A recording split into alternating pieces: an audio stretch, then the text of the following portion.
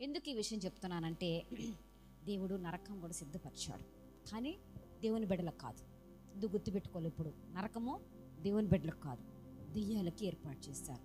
కానీ ఈ మనుషులు దేవుణ్ణి విడిచి దెయ్యాన్ని ఆశ్రయించడం వల్ల ఏమైందంటే ఆ నరకము ఆ బిడ్డలకు ఇవ్వడానికి అవకాశం వచ్చింది అక్కడ. అంతేగాని దేవుడు మానవులకి నరకము సిద్ధం చేయలేదు.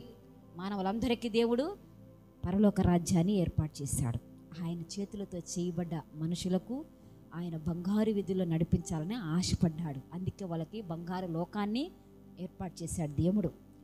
నరకం వచ్చి అపవాది శక్తుల కోసం చేశాడు. అయితే ప్రజలు అపవాది వలలో పడడం వల్ల, వాడి ప్రకారంగా జీవించడం వల్ల వాళ్ళకి అది ఏర్పాటు చేశారు. కాబట్టి మీ యొక్క ఉద్దేశము అందరిని తీసుకెళ్లాలనే బహువేదన మీకు ఉండొచ్చు. దాన్ని బట్టి సంతోషం, దాన్ని బట్టి దేవుడు మీకు చూపిస్తున్నాడు. ఏమని చూపిస్తున్నాడు అంటే, మీరు ముందు బైబిల్ మొత్తం తినేయండి. ఏం చేయాలా? బైబిల్ మొత్తం మీరు తినాలా. ఎందుకు తినాలంటే కల్లో కూడా దేవుడు చూపిస్తున్న వాక్యము కూడా తిరిగి మనం లేదు చెప్పలేనంత పరిస్థితిలో ఉంటున్నాం. మనం కల్లో మనకి చూపిస్తే ఆ వచనము ఆ అధ్యాయము ఏందనేది నిద్ర లేచినప్పుడు మనకి గ్రహింపులోకి రావటం లేదు. ఎందుకంటే తెలిసిన వాక్యం అయితే చెప్పిన వెంటనే టక్కమని గుర్తు వస్తుంది, కానీ తెలియంది అయితే మనకి గుర్తురాదు. దేవుడు మనకు తెలుగులోనే చూపిస్తున్నాడు కదా, ఇంగ్లీష్ వాళ్ళకి ఇంగ్లీష్లో చూపిస్తాడు తెలుసా, తమిళ వాళ్ళకి తమిళ్లోనే చూపిస్తాడు. మన దేవుడికి అన్ని భాషలు వచ్చు, అందరితో సమానంగా మాట్లాడతారు. కాబట్టి దేవుడు చాలా గొప్పవాడు, ఎవరికి ఫీల్ అవ్వకుండా మాట్లాడతాడు.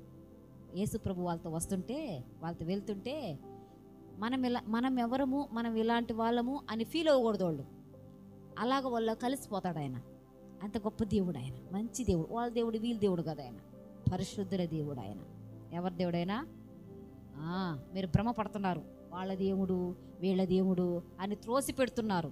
వాళ్ళ దేవుడు వీళ్ళ దేవుడు కాదు. ఆయన పరిశుద్ధుల దేవుడు. ఆయన పరిశుద్ధ దేవుడు. ఆయన కోట్ల దేవదూతల చేత రాత్రింబగలు స్తుతింపబడుతున్న దేవుడు. ఆయన పరిశుద్ధుడు పరిశుద్ధుడు పరిశుద్ధుడు పరిశుద్ధుడని కొనియాడబడుతున్న నా తండ్రి ప్రభు అయిన యేసుక్రీస్తు వారు. హల్లెలూయా, దేవునికి స్తోత్రం. అవి నువ్వు చూడాలా, ఆయన నువ్వు గ్రహించాలంటే ముందు నీ నేత్రాలు తెరవబడాలి. తెరవబడితే ఆయన కనిపిస్తాడు నీకు. దేవునికి మహిమ, దేవుని. కాబట్టి దేవుడు ఏం చెప్తున్నాడంటే బైబిల్ని బాగా చదవాలి. చదువుతున్నారు, ఆ చదవటం కాదు, గుర్తుండిపోయేలాగా చదవాలి. గుర్తుండిపోయేలాగా చదవాలి. అప్పుడైతే కొంతమందికి కళ్ళలో కనిపిస్తుంది, ఏదో చెప్తాడు, నిద్రలేస్తే అసలు గుర్తే ఉండదు. ఏం చెప్పాడో కూడా తెలియదు, ఏం చెప్పబోతున్నాడో తెలియదు, ఏం చూపించో కూడా తెలియదు.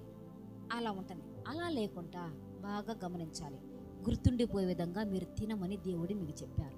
మీ బాధను చూశారు, మీ బాధను చూసి అందరూ సంఘం పట్ల మీకున్న, అంటే సంఘం పట్ల ఆయనకి ఎంత ప్రేమ ఉంది,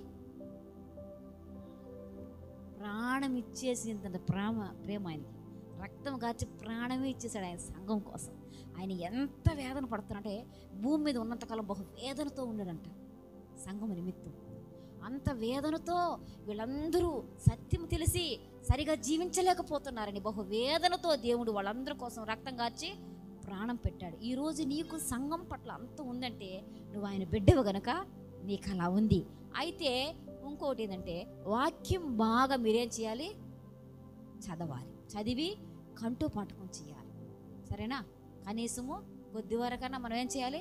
కంఠోపాఠం చేసి పెట్టుకుంటేనే చాలా వరకు మంచిది. దేవుడు సాక్షాత్ దీవించి ఆశీర్వదించిన. అదే కాకుండా ఈ క్షణంలో దేవుని ఆరాధిస్తుండగా ప్రత్యేకంగా దేవుడు స్పందన కలిగించి అద్భుతంగా నడిపించాడు. అందుని బట్టి దేవునికి మహిమ కలుగును గాక. కర్మతడు